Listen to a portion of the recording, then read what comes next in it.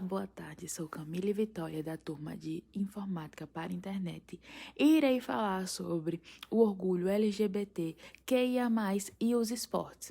Na verdade, sujeitos LGBTs têm direito à prática esportiva e de lazer, como qualquer outra pessoa em sociedade. Ultimamente, em decorrência de um dos maiores eventos esportivos globais, a Copa do Catar 2022, tem se discutido e refletido ainda mais sobre a participação de pessoas LGBTs no mundo esportivo. Essa apresentação trata-se da avaliação final da disciplina de Educação Física 2, na matéria de esportes. Bom, o que são esportes? Esportes são as atividades físicas que visam equilibrar a saúde ou melhorar a aptidão física mental. Além disso, os esportes são atividades sujeitas a regulamentos e que geralmente visam a competição entre os participantes. Apresentado por eu, Camille Vitória, Jailson Gomes, Maria Luísa, Maria Rita e Vivian. Essa apresentação é um recorte de um tema geral voltado a questões do esporte no mundo globalizado e atual.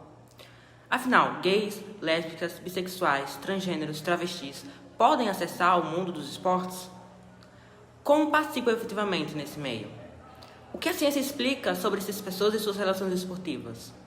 Suas condições afetam seu sucesso no esporte?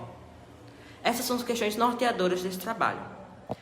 Sendo assim, esse extrato do nosso trabalho de estudo se justifica por apresentar, responder e levantar esses questionamentos. Jovens são discriminados durante a prática de esportes, o que pode levá-los a parar de jogar completamente, afuzilando o caminho para os esportes profissionais.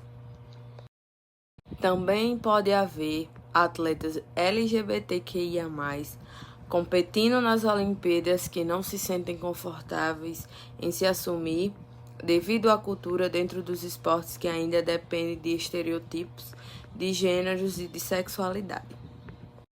Podemos citar algum desses exemplos de estereotipos: os homens que praticam esportes femininos ou neutros. Nos últimos tempos, além da Copa 2022, a polêmica é relacionada a atletas trans, que sofrem muita rejeição pública. No fim de junho, a Federação Internacional de Natação, FINA, aprovou um documento que veda a participação de mulheres trans que passaram pela puberdade sem bloqueadores de hormônio masculinos. No Brasil, o bloqueio hormonal no início da puberdade sequer está disponível para todos os adolescentes, já que é realizado apenas em caráter experimental, em protocolos de pesquisa. De acordo com a resolução do Conselho Federal de Medicina, CFM, podemos ainda citar o hormônio mais utilizado no mundo dos esportes, que é a testosterona, o hormônio masculino, fazendo com que haja o aumento da massa muscular.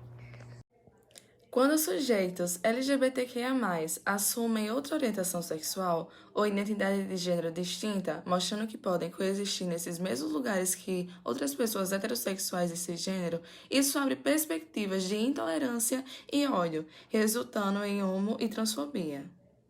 Segundo o estudo da Nix Diversidade, com apoio da Nike, com foco na região metropolitana de São Paulo, 42,8% da comunidade LGBTQIA+, não tem acesso ao esporte. Além disso, 18,3% dos LGBTQIA+, não fazem parte dos esportes regularmente ou outros tipos de atividade, pois já passaram por homofobia, transfobia, bullying ou assédio nos espaços onde essas práticas acontecem.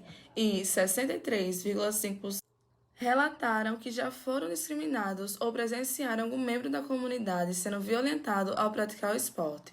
Esses dados refletem o quanto as pessoas sofrem dificuldades no acesso ao mundo da prática esportiva, seja correndo, nadando, chutando, arremessando, entre outros.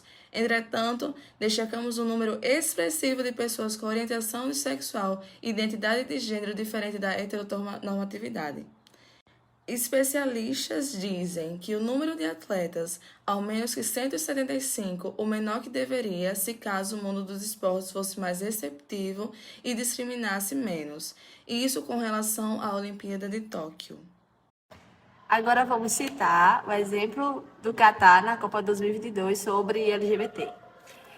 Desde que foi anunciado como o país sede da Copa 2022, o Catar passou a ter seus costumes e culturas esmiuçados, para que o mundo entendesse como é a vida por lá. Um dos temas que chama a atenção desde então é a intensa repressão contra LGBTs. A má fama é tanta que torcedores chegaram a negar convites para assistir aos jogos, com medo do que lhe poderia acontecer por serem gays, lésbicas e trans. Isso fala de líderes de um país como Khalid Salman, embaixador da Copa e ex-jogador do Catar, que afirmou em entrevista ao canal ZDF da televisão alemã na semana que a homossexualidade é um transtorno mental. A fala agressiva foi interrompida rapidamente, mas Salman ainda acrescentou que ser homossexual é pecado e proibido pela lei do Islã. O Código Penal do Catar fala sobre homossexualidade como uma prática criminosa, passível de uma pena de 8 anos de prisão ou até mesmo de morte sob a Sharia, que funciona junto com a legislação.